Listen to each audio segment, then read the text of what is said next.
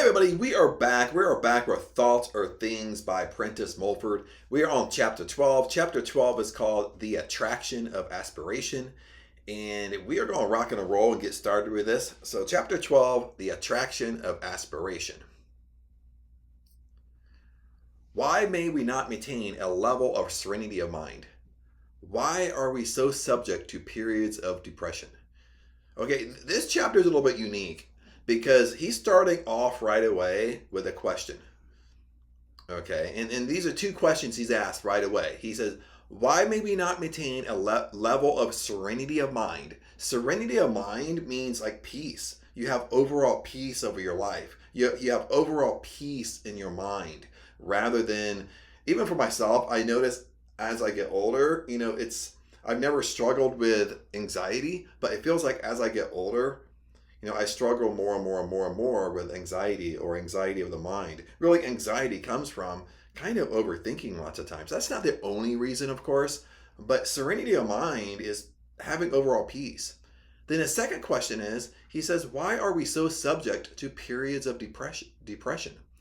And if you're old enough and you're older, it doesn't mean just if you're older that you're the only person that goes through depression. I know young people, teenagers go through depression. We all go through it. And what I mean by this is no matter what age you are, even if you haven't struggled with depression to its minor form, sooner or later you might struggle with it. So as you get older, there isn't an age to this, of course, but it just means as the older you get, you're going to struggle with depression at some point in your life. I'm not saying major depression.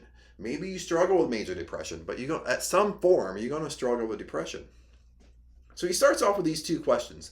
So keep these two questions in the back of your mind. Is that having overall peace of mind, have overall peace throughout your life, and why are we subject to depression? Then he goes on and he says, it is because no matter how well positioned you are in accord with your ideal of living, you are still to a greater or less degree affected by the discordance which reigns about you. Are you gentle and humane toward the animal creation? Now he's switching it, okay? Now this paragraph, I want you to listen to it and we'll discuss it here for a second because he switches it, okay? He switches it up. So let me reread this really quick. It is because no matter how well positioned you are in accord with your ideal of living, you are still to a greater or less degree affected by the discordance which reigns about you. Then he asks another question. Are you gentle and humane towards the animal creation? The wild birds, your free pets who come and build their nest in the grove, are murdered for sport or gain before your eyes, and you are quite helpless to prevent it. You live amid a scene of incessant cruelty and slaughter. The animals fostered by man's care are bred under artificial conditions and thereby developed into unnatural and really unhealthy growths for his amusement or profit. This refers to all manner of fancy breeding. Nature, when left alone, does best for the bird or animal, and the birds or animals have their individual rights as well as man. A strained and morbid taste will grow and enlarge and disease liver and a goose to make thereof of a certain dish. Your race are so growing disease all about you. Disease means mental as well as physical unhappiness. Directly and indirectly, this unhappiness affects you. Now, in this paragraph, it's a little bit confusing because the first sentence, he asks these two questions. Okay, why not we maintain a level of serenity of mind? And, why are we so subject to depression? Then he throws in the animal kingdom. Now remember, I'll bring this up just in case you're just jumping into this. Remember in chapter 8. Chapter 8 was only a one-page chapter, but he digs really deep for one page about the animal kingdom. And the takeaway here is he's really bringing in the animal kingdom is because what he's trying to kind of say indirectly is that animals naturally live by nature's laws. Animals naturally live by universal laws. They do this naturally. Then in the last chapter, he even talks about kids and children. Children will naturally live by nature's laws or universal laws. It's the parents and the adults that really teach our children to not really obey the laws of nature. But what he's talking about when he brings up animals again is that when you take an animal out of its natural habitat, you're removing it from nature laws, from its natural habitat, its natural upbringing. Now, when you remove an animal, lots of times it decreases its life expectancy.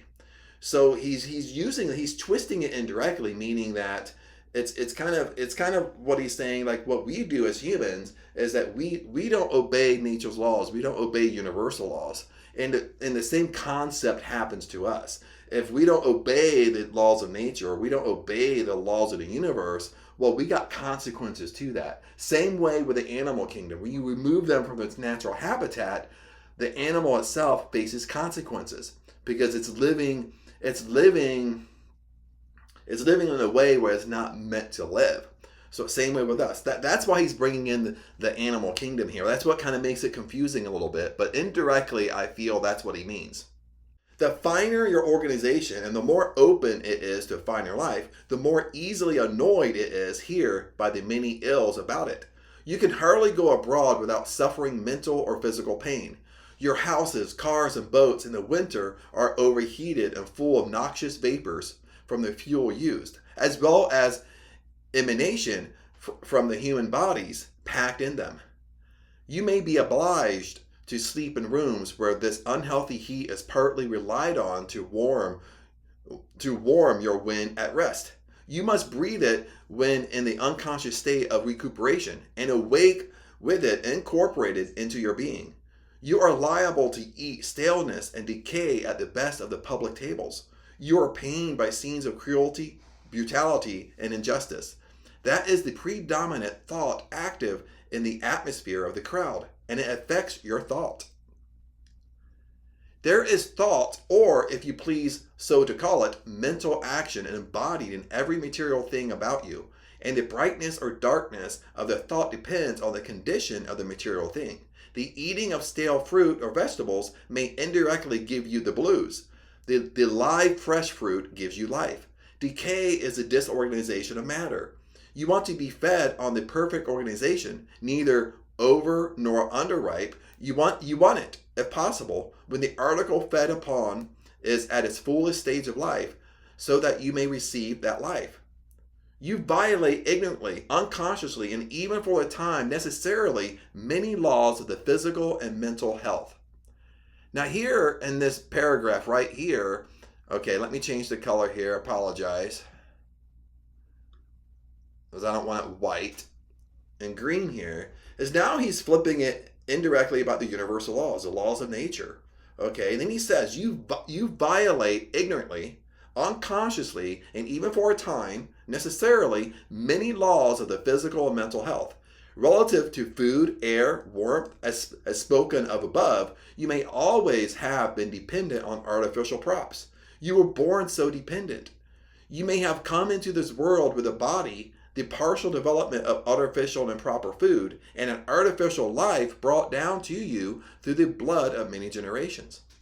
This artificial life must in some way bring pain. Your alcoholic stimulant brightens for the moment, but leaves a much longer period of pain behind it. But the evil of alcohol is really small as compared with the scores of causes for life ills and daily active operation about you in places crowded with people, and all the more dangerous from being quite unknown. You ask, why even in solitude you cannot maintain a certain evenness and serenity of mind of which you realize sufficient to you for so long? Now he asks another question here. You ask, why even in solitude you cannot maintain a certain evenness and serenity of mind of which you realize sufficient to long for? Assuming that in the past you have been diseased physically and of course mentally, do you expect to be instantly cured of such a long illness? Certain habits of thought cannot be otherwise than gradually removed. So with the certain habits of the body consequent of such habits of thought, such as a habit of hurry, the habit of worry, the habit of laying undue stress on things, not the most needful for the hour, the habit of trouble borrowing, and many others, which permeate and influence every act of life, their combined effect is exhaustion. And exhaustion is the real mother of most of the ills. Flesh is higher too. Now in this paragraph, he is digging deep, and we're kind of used to this by now. Prentice Mulford loves to dig deep, but now he kind of switches it. And isn't it so true? When he's saying certain habits of thought cannot be otherwise than gradually removed, so would certain habits of the body consequent of such habits of thought. Okay, now he's talking about thought, such habit of hurry, the habit of worry. You know what I mean? Isn't it so weird? Like we get in that habit, okay? And this habit, once we have a habit, okay, we do it unconsciously. It's kind of embedded in our subconscious mind to always hurry. This is something even I'm working on myself. Like every time I go grocery shopping or shopping, I'm in that state of hurry where I just want to go get home. Okay, certain things I do, I just feel that inside anxiety of hurry to get it done, rather than just living in the moment, being at peace. Whenever it gets done, it gets done. But we get ourselves into a habit of worry. We also get ourselves into a habit of hurry, but we also get ourselves in a habit of worry. Okay, we start worrying and doubting, and it becomes a habit. We unconsciously do it, and it gets embedded into our subconscious mind, where we end up just worrying about anything and everything. And we've all done this from time to time. Some of us have a really bad habit of doing it, but we've all worried about stuff. And he says at the end, the consequence to this is exhaustion. When you're just overthinking, over analytical, you're constantly in a hurry. Isn't it weird that you feel exhausted? You don't feel exhausted because you're exercising. It's mental exhaustion. Isn't it weird how when we're mentally exhausted, that it connects to our body? Now our body is exhausted, where we just want to lay down and take a nap. Because we want to lay down, take a nap, and sleep, because that at the state of rest, that's how we recuperate. Whatever exhausts the body, be the motive of effort of good or ill, lessens the power to resist these many causes for pain and consequence, depression of the spirits. So long as earthliness or grosser spirit has the audacity, we see mostly on the earth side. We sense mostly the repulsive in the individual. We are slow to see the good. We can like but few. We dislike many. But when spirit gains the audacity, this is reversed. We see then clearly the good in all. We are thereby attracted more or less to all. Now, before I finish this chapter here, he brought up something very good that we need to talk about. And a lot of us are into manifesting. A lot of us are into, wealth, health, and prosperity. How do you have a better life? Well, that's, what people want. We all want different things. Okay, we all don't want the same dream life. Okay, whatever that means to you. You have to figure that out. But he brings us something very, very interesting here, and it relates to manifesting. Listen to this. We sense mostly the repulsive in the individual. Isn't that so true? What does that mean? We sense mostly the repulsive in the individual. So we see the negative in other people. Isn't it so true? We see the negative in ourselves. And when we look at other people, even friends or best friends, even family, acquaintances, people we work with at work, we always see the negative side in people. We never see the positive side. Okay, what would you think would happen if you have a significant other? Maybe you're married, or maybe you're not, but you have a significant other. I mean, what would happen to that relationship if you always focused on things you don't like about the person? Well, that relationship isn't going to... that relationship isn't going to be healthy, but that relationship isn't going to last for long. I mean, we could all agree on that. If you constantly pull out what you don't like about your significant other, then that relationship is doomed. We all can agree on that. But this is what we do day in and day out. When we look at other people, we see other people, we immediately pull out the negative, what we don't like about them. And this is what he means. He says, we are slow to see the good. We are slow to see the good in everything around us. But then he says, but we can like but few. We are slow to see the good. We can like but few. Okay, that means that we're always focused on the negative. Okay, majority of the time we're focused on the negative, and we're only focused on the positive a few times. And then he says, we dislike many. We dislike many things in our life. That's the forefront of our conversations with people, what we don't like. Okay, that's the forefront when we talk to ourselves. We have internal chatter, internal dialogue. It's always about what we don't like, what we don't want to do. But he said this has to be reversed. And this relates to manifesting because manifesting comes from within out. If you're constantly focused on what you don't like, well, no wonder things come into your life that you don't like, but that's what you're focused on. Then he continues, and as we find the good in all, we get good from all. Listen to this. When we focus on the good, good comes to us from all angles in our life. As we find the good in all, we get good from all. We cease then to be so strongly repelled by the individual prejudices. We love more than we hate. While earthiness prevails, we hate more than we love. We see more to loathe and detest than to admire. We are blindly to the good and too sensitive to the evil. Seeing and feeling then more of the evil than good. We are injured by it. To hate, to be strongly prejudiced, to be unable to hear mention of the loathed person's name without a thrill of indignation or disgust. It is to be continually inflicting wounds on self. To be able to admire, to have the clear sight to detect the good in the lowest nature and to keep the evil out of sight is a source to us of strength, of health, of a continual increase of power. Love is power. You are always the stronger when in a condition of admiration. Attraction is the law of heaven. Now he kind of reversed it, but indirectly he's talking about the law of attraction. He says attraction is the law of heaven. Repulsion that of earth. Spirituality is attracted to what it finds of itself anywhere. It sees the diamond in the rough, though embedded in the coarsest mold.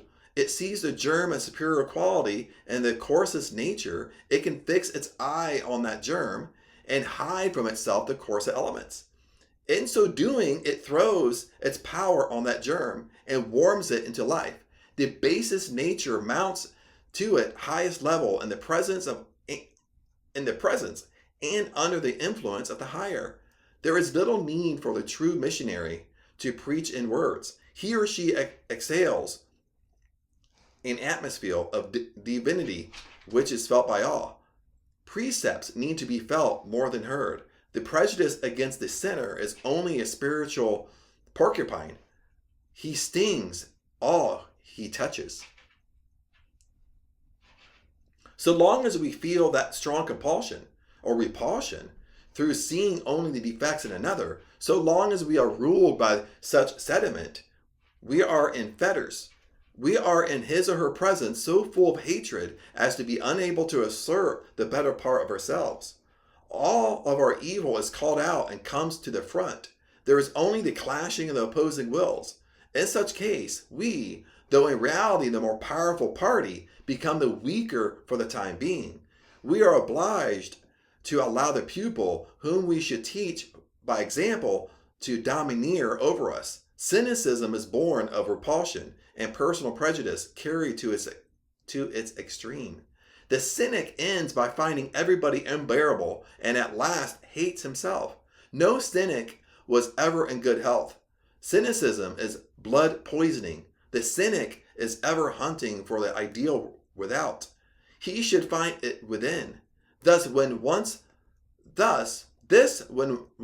found, would be ever creating ideals from all without. His own loving spirit would graft and build itself, or all with whom he became to contact. So sorry, I was kind of laughing through this, but I was stumbling over my words a little bit. When he has like long paragraphs, the long paragraphs are so wordy and the sentences are so long that it gets challenging to read. So I think you can tell, sometimes I get challenged here, but I find that in just the longer, the bigger paragraphs. But anyway, I love what he said is that when he talks about cynicism, okay, and he talks about cynics, and then he says, he even talks more blunt when he says no cynic was in ever good health. Sometimes nowadays, especially with social media, and we all experience this because everybody's on social media nowadays. No matter what social media outlet you're on, Facebook, Instagram, YouTube, TikTok. And that when you post stuff, lots of times as you get more popular, or maybe that post went, a lot of people saw it. Isn't it weird how you have cynics come out and post things? Okay, they kind of post something negative. Then when you respond back, the whole outlook is cynicism, and all they're trying to do is push your buttons. Makes sense? I think that's really the grand scheme of things.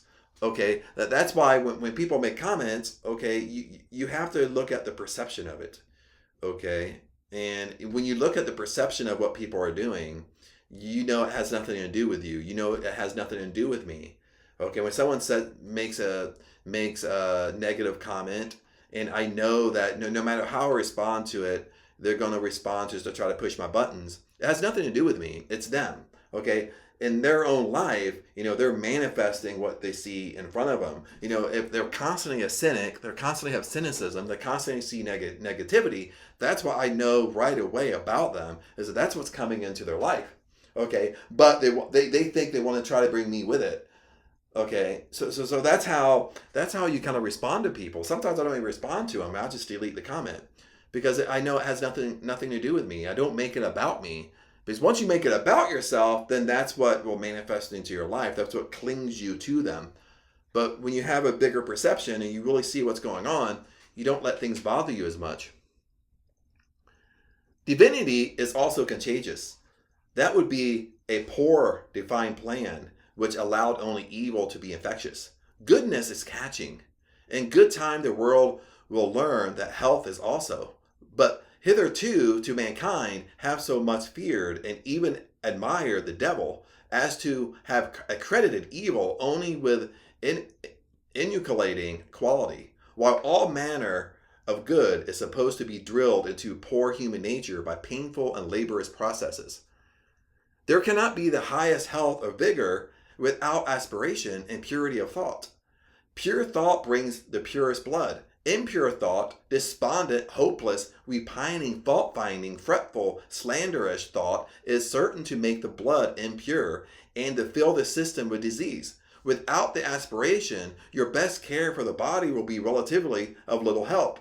You may as to garb and the person be scrumptiously, if I can say that word, clean. You may pay the utmost attention to diet, yet after all, you are but cleaning the outside of a vessel, which within is ever filling up with the uncleanness. Isn't it so true? In the very beginning, not the end, kind of this giant sentence he has right here. There cannot be the highest health and vigor without aspiration and purity of thought. Okay, pure thought brings the purest blood. Impure thought, despondent, hopeless, repining, fault-finding, fretful, slanderous thought is certain to make the blood impure. Now, what he's talking about here is that he's connecting thought. Okay, if you have just negative thoughts all day long, impure thoughts all day long, and impure thoughts, he's looking at you're hopeless, you're pining, you're fault-finding, you find faults with everybody. Every time someone's around you, you pull out the negative. Okay, you have fretful, slanderous thoughts. Okay, that's connected to our body, and that's why he's connecting it to, that's where, not all disease, but that's where most disease comes from. It's just because we have these impure thoughts. Okay, and it is connected. When you connect it, lots of times people don't want to believe it. Lots of times people will say, that's not where disease comes from. But does it? I mean, it's just the same example when you get worried or you have anxiety, you start doubting. And you're really worrying about something. You're very analytical. You're thinking in your mind. You're constantly just worrying about something. Isn't it amazing how that will make you exhausted? When you come home, all you want to do is lay down, take a nap, or go to bed. Okay, so there is a connection, a strong connection between our mind and body. Our mind is connected to our body. So there has to be a link, okay, of how we're thinking and how our body is going to respond to our thinking. With an ever-increasing purity of thought, cleanliness and care for the body will come as a natural result. The vessel will clean itself. Proper care for the body in all respects will be of loving effort for that body. Bathing will not be an enforced task, but a recreation. Diet will be regulated by the natural demand of appetite. Taste or relish will be the standard for acceptance or rejection. Excess will be impossible. So watchful will be the healthy palate. to regard the first faint sign of sufficiency as a signal to cease any kind of indulgence. It is this aspiration for the highest and the best that in time causes an actual new birth of the body, a total reformation throughout in the quality and composition of the flesh, bone, blood, muscle, and sinews, a change in the material organization corresponding with that of the spiritual. The flesh by it is spiritualized, that is, made up the finer elements. In all aspiring minds is this process going on. The rule of the spirit over flesh brings perfect immunity from disease, intensifies every power, gives far greater capacity for effort in any field, and at the close of the earth, life ensures a painless passing out of the spirit, a simple falling to sleep of the earthly body and waking up on the other, the spiritual side of life. The path of self-healing lies in a calling for the elements of health and strength to drive out disease. That is you pray for such elements and they come to you. Strength or vigor is an element of spirit or more refined matter. The more often is your will exercised in praying for it, the quicker will it come. This is a secret for perpetual maintenance and increase of vigor or any other desired quality. When sensible by signs quickly detected of lack of power, call, pray, desire more. Its rapport with the elements causes such power immediately to flow in upon it. You may become weary. Your will put thus in operation causes an immediate influx of strength as soon as it places itself in certain conditions for such inflowing. Say you arise in the morning, weak, lagged, with no physical and mental energy. Keep your mind as much as you can from dwelling on your ailment. Keep it as much as you can on the thought of strength, vigor, health, activity. As aids to erect from this frame of mind, fix it as much as you can on the illustrations and symbols of nature's force and power, on storm and tempest, on the heaving billow and majesty of the ocean, on the morning sun rising in all its glory to refresh and invigorate man, animal, and vegetation. If there be to prose or poetry any illustrations of this character which affect you strongly, recur to them, read them aloud or in silence, because in so doing you are setting the mind in the right direction to receive strength. In brief, think of strength and power and you will draw into it. You will draw it to you. Think of health and you will get it. Let your mind dwell on weakness, on never getting well, on the dark side, on everything of discouragement, gloom, and darkness. You draw to you the contrary and hurtful elements. Isn't it so true? Isn't it so powerful? Even at the end here, the last couple sentences, he really sums it up what he's talking about. And this is a great example because we've all felt this. We've all gotten up in the morning and just, we feel weak, we feel negative. Lots of times I find that, right when I wake up, and isn't it so interesting that sometimes right when we wake up, how easy it is to let our mind drift off to the negative. And if we let this happen and we get in the habit of this, our day will end up being more negative. Okay, our day will end up being more, our internal thoughts will lead us more into anxiety, worry, and doubt and fear. Okay, but if we wake up in the morning and we feel ourselves kind of drifting off in this, we feel ourselves kind of weak, we're tired. When we're weak and tired, it's way easier for our mind to think negative. And he's saying, don't fall for it. Have either morning affirmation, some ritual you do in the morning to set your mind straight. Then at the end of this paragraph, he says, in brief, think of strength and power and you will draw it to you. Okay, whatever you think, this is Law of Attraction 101. This is Manifesting 101. Okay, if you think strength and power, it has to come to you. Okay, if you think health, and you get it. If you think health has to come to you. Regeneration has to come to you. But he said the opposite is true also. Remember, this is a universal law. If there's one side, there has to be an opposite side. Okay. Then he says, let your mind dwell on weakness, and weakness has to come to you. This is what he's saying. There's always an opposite to a universal law. There's always an opposite to the laws of nature.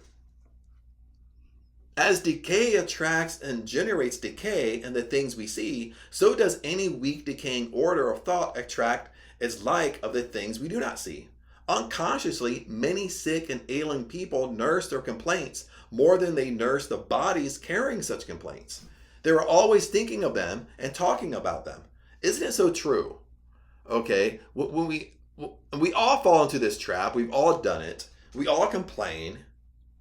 And isn't it funny how something happens, we all complain about it, but then it becomes a habit and we unconsciously do it. We don't even know we're doing it until we become aware of it, or until a friend points it out in us. You know what I mean? And he says they were always thinking of them and talking about them. You're complaining, and you're always complaining, you're always thinking about it, and you're always talking about it. You're always thinking about yourself, and no matter who you're around, you have to tell them that story. They actually craved sympathy for their hurt more than a body afflicted with it. And the sympathy so brought out of the surrounding friends actually nourishes the injury and increases the ailment. When the thought of the patient and the friends should be placed on a strong, healthy body for the patient. The more of such thought concentrated on the patient from those about him or her, the more drawing power you have to bring vigor to one afflicted. I love what he says right here. Let me change the color here because I've been using green. Let me use purple. Okay, this is Neville Goddard right here. Okay, if you love Neville Goddard, he's basically teaching Neville Goddard right here. And this is before Neville Goddard's time. This is probably 75 years, 80 years before Neville Goddard. So, what does Neville Goddard teach? When you go deep into Neville Goddard, I'm going to read this in purple one more time. And I want you to catch it what I'm saying, especially if you study Neville Goddard. And the sympathy so brought out from surrounding friends actually nourishes the injury, increases the ailment.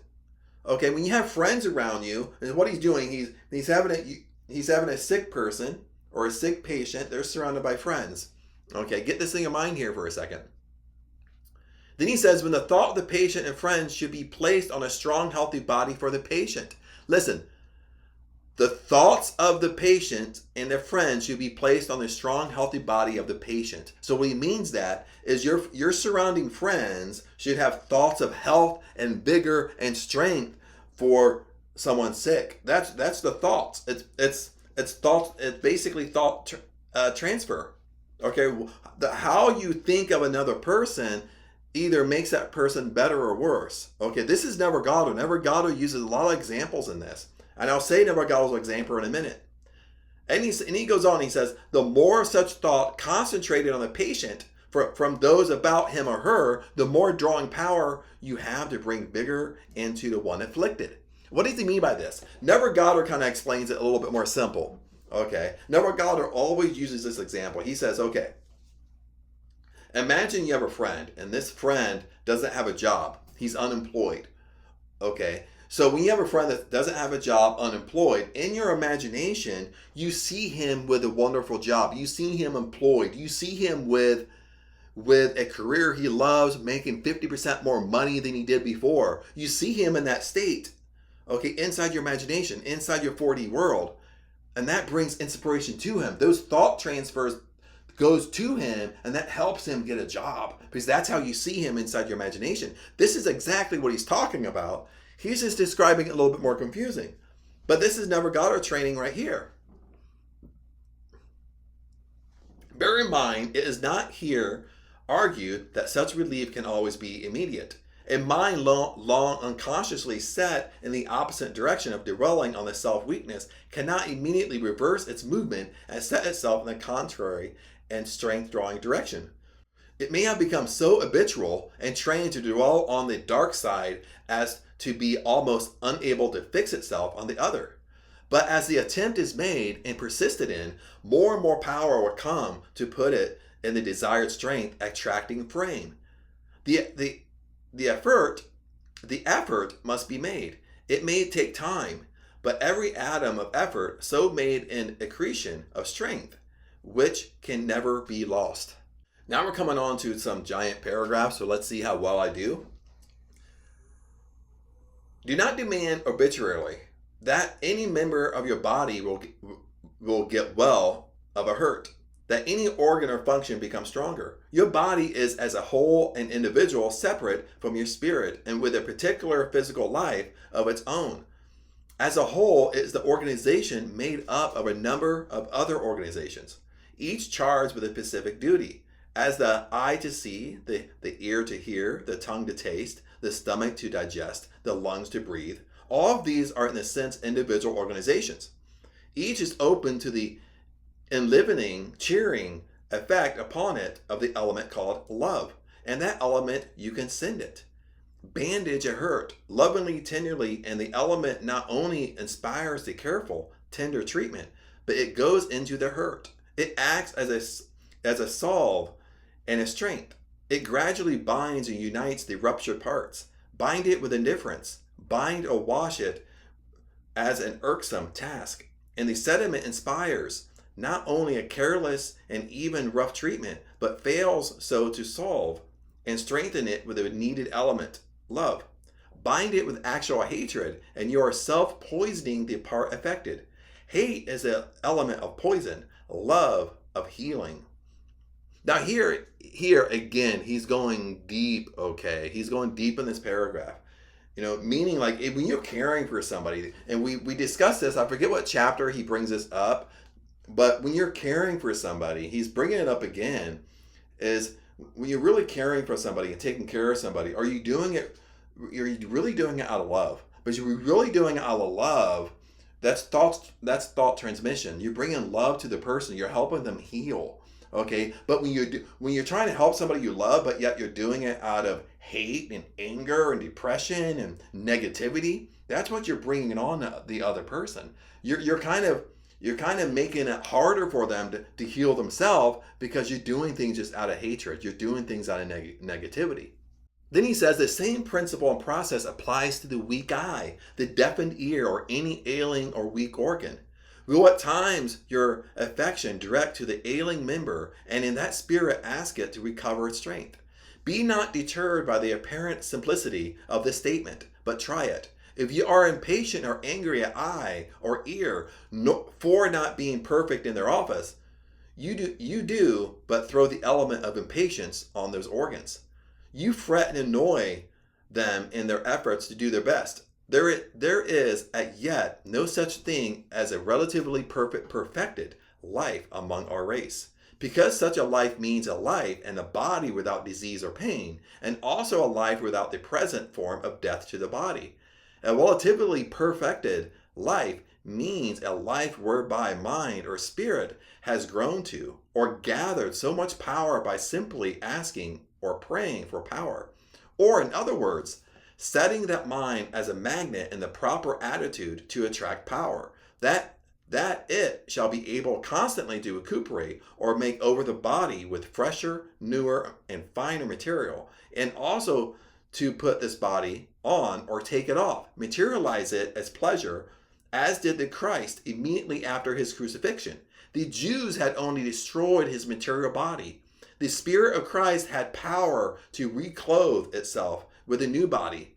Of this, another record illustration is this prophet Elijah translation to heaven, that which his companion Elijah saw, which Elijah, spiritual or finer body, the counterpart of his material body, and this body was of such fine element that it had come into the domain of and could make use of the attraction not yet recognized by our scientists.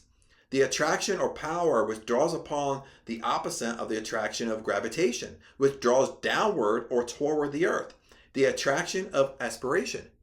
Every thought or desire of ours to be nobler, more refined, more free from malice, ill will to others, and to do others good without exacting conditions is a thing, a force of unseen element which does actually tend or draw upward, or in other words, away from the earth or any form of that cruder type of spirit seen of the physical eye, or apparent to the body's touch, which we call matter. This is aspiring under of thought you draw from the higher realms of spirit, or an element every time you wish, pray, or desire it. You are drawing to you then that of unseen element which incorporates itself with the body and spirit, and it then commences literally to draw you toward the realm and element of greater, broader, purer life existent to zones or bands about our planet. It will, as you persist in this aspiring thought, make you stand more erect. The phrase, the upright man or woman, implies that the effect of this unseen element so brought you of aspiration makes you physically as well as spiritually upright. It lifts every physical organ into place. It is a thought current drawing from the above the mood of impure or immature thoughts, the mood of unwise or personal selfishness, which seeks only personal gratification without thought or care of others. The thought or mood of gloom, discouragement, self-depreciation comes of the overruling attraction of earthly, seen, or physical things. When you are ruled by attraction of gravitation, or in other words, the attraction of material things, it will tend to make your shoulders rounded, he and stooping, your head bowed, and your eye downcast. Your heart will also in some way be literally bowed down through grief or worry or anger or some form of immature thought or attraction coming of seen things or cruder forms of spirit. Every organ of the body will be similarly displaced and tend toward the earth. There is always between things and forms material and things and forms spiritual, an exact and literal correspondence. The shape of every man and woman's body, the expression of their face, their every gesture and mannerism to the crook of a finger, and their physical health is an exact correspondence of their spiritual condition, or in other words, of the state of their minds. It is the duplication in seen matter, and movement of what they are thinking in unseen matter. As you are ruled more and more by the attraction of aspiration, the desire to be more and more of a god or goddess, the determination to conquer all the evil within you, which is the only way to conquer any and all evil outside of you.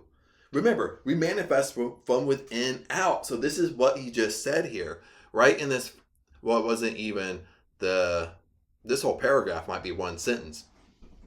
Okay, I'm not joking. I'll just highlight it in purple.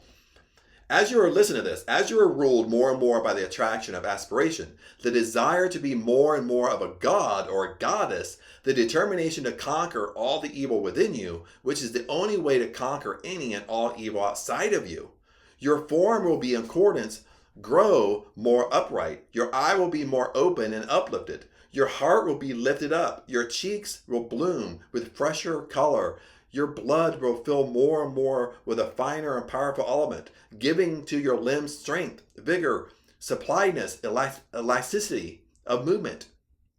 You are then filling more and more with the elixir of life, which is no myth but the spiritual reality and possibility. So he says there, this is manifesting. You go from within out. Our race hitherto has been dominated by the attraction of physical things or seen element. It has said there is nothing in existence but what we can see or felt by the outer, inferior, or coarser senses. He's talking about the five senses here. See, hear, smell, taste, touch. See, hear, smell, taste, touch. If I can talk. And consequently, there has been nothing else to us. A man may perish of thirst surrounded by springs of cool water. And if he know not of such springs, there are none for him. With the more perfected race of the future on this planet, there will be no painful death of the body as at present. Every such painful death is a direct result of sin and transgression of the law of life. The ending of the body of the future will be the birth or development of a new physical body, for which the old shall serve as a shell or envelope until the new one is ripe and ready to come forth in a manner just like the development of the moth or butterfly from the cocoon. Such growths and transitions will take place at lesser and lesser intervals, until at last the spirit will grow to such power that it can will and attract itself instantly out of the surrounding elements a body to use so long as it pleases on this stratum of life. This is the condition foreseen by Paul when he said, O death, where is thy sting? O grave, where is thy victory? And again, where he writes, the last great enemy which shall be overcome is death. We quote Paul because no ancient teacher has more plainly foreshadowed these possibilities than he. Undoubtedly, they were known to others both on the recorded and unrecorded human history of this planet, which stretches back to the periods far more remote than those inferred in the Mosaic creation. These truths, these possibilities for avoiding decay, death, and pain, and growing into taking on the newer and newer body, the newer, fresher, and more vigorous life, vitally affect us of today. We must not regard these statements as affecting only a coming race of people of some far distant future. They affect us. They are possibilities for us. We have belonging to us the powers for bringing to us new life and new bodies. If you are told of these, your powers, how can you ever use them? If you are then, as a pauper, having, unknown to yourself, $1,000 banknote sewed up to the lining of your ragged coat, this knowledge is for you, the pearl of great price. You cannot sell this pearl. You cannot trade it for that of your neighbors. You cannot accumulate your neighbor's powers. You can only grow and use yours alone. You wonder perhaps and say, can these truths, these marvels belong to our commonplace age and time? But ours is not a commonplace or prosaic age and time. It is only our lack of seeing clearly which may make our time seem commonplace. We live surrounded by the same elements.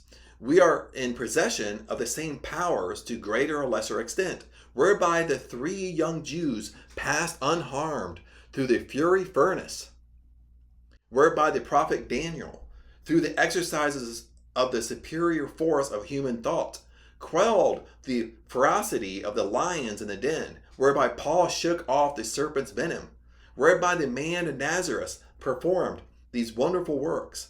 Was not this God's power, you ask? Yes, the power of God, or the infinite and the incomprehensible spirit of eternal good working in and through these hence children, as the same power can work in and through us the more we call it to us, demand it, importune it, and depend upon it. It is simply the power of the higher mind over the lower or cruder mind. All seen element, or as we call it matter, is expression of the lower and cruder mind. Rocks, hills, clouds, waves, trees, animals, and men are all varying expressions of the lower, cruder mind. The power of mind over matter means the power of higher mind over all these expressions of the lower mind. The aspiration, the earnest prayer or demand to be better, to have more power, to become more refined, will bring more and more of the finer elements and forces. That is a spirit to you. But the motive must be the natural, heartfelt, zealous wish to impart what you receive to others. You cannot call the fullness of this power to you if you intend living only for self. You may get it to a degree and accomplish it by much. Your demand of living only for self may bring to your houses wealth and fame, but the demand based on the selfish motive will in the end bring only pain, disease, and disappointment. Okay, now this is the end. This was the last paragraph of this chapter, but I like how he wraps this up, and I want you to end it with this. And this is something Neville Goddard brings up, and I bring up Neville Goddard just because I know a lot of you love Neville Goddard, and this is even something Neville Goddard preaches about. And when you really listen to him, now in the beginning he doesn't talk about it, but he eventually talks about it. And this is how he summed up the chapter. Okay, the last sentence here. And listen to this. You may get it to a degree and accomplish much by it. Okay, basically the law of assumption, the law of attraction. Okay, in the beginning we use it for selfish gain, and there's nothing wrong with that. And what I mean by selfish gain is that, we want our dream car, our dream houses, our dream vacations. We want our dream career. We want to be multimillionaires and stuff like that. And it's good. But what I mean by selfish gain, but by selfish gain is that we're using these powers. We're using all these powers for only us. We're not using it for other people. And this is what he means by this, when he wraps up this chapter, is that we need to learn to apply it to other people. And how do we apply it to other people? Okay, we apply it to other people, just like Never Galder gave an example, is that if we have a friend that's unemployed, and in our mind, in my imagination, I see him already employed, already with a wonderful job, already with a great salary. Now I'm having a conversation with him talking about it inside my imagination. So I'm giving him that power. Okay? And my imagination, that's thought transferred. Okay? Or thought transformation. My thoughts are going to the other person. But see, the same things can happen. Remember, the universal law, there's always an opposite. Now, if I'm always thinking negative about a person, well, those thoughts get transferred to that other person. I'm keeping them bound by my thoughts. Okay? For example, let's say you have a friend, you have a relative that's an alcoholic or they struggle with drugs. Okay, when we sit around the dinner table and all we do is talk about how our uncle is an alcoholic, he's never going to find help. Okay, all we do is keep him bound in chains as an alcoholic. But yet, if all of us got together, went into our imagination, and saw my uncle completely healed from alcohol, he doesn't touch it, he's living a prosperous life. Okay, my thoughts, that power I have, the same power that I can manifest things to myself, can manifest to that other person, because that's how I see him inside my imagination.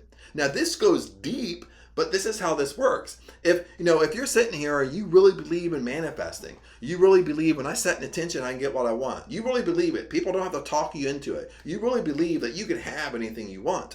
Okay, you really believe this. You believe if I think about my dream house, sooner or later that dream house is going to come to me. I'm going to be living in it, in my 3D world. If I want my dream car, sooner or later I'm going to have it. Okay? If you really believe this for yourself, and it's coming into yourself, we manifest from within out. Okay, the next phase to this is that the same powers we have, we can transfer to other people, how we think of them.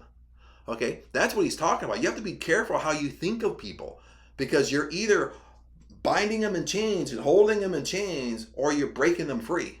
How your thoughts are thinking about them. But other than that, my friends, that's the end of this chapter. I wanted to share those thoughts with you, kind of how he wrapped it up. Remember, comment below. I love to hear from you. I love to hear, even if you don't agree with this, even if you're struggling with this information, comment below. We can have a discussion, and we can have a discussion over a little bit of the comments. And sometimes the comments, how people comment, sometimes it brings up. It kind of brings up, another video idea that will help out everybody. So comment below. I'd love to hear from you. Other than that, I'll see you in chapter 13. Chapter 13 is the last chapter in the series of Thoughts Are Things by Prentice Mulford. So I'll see you in chapter 13.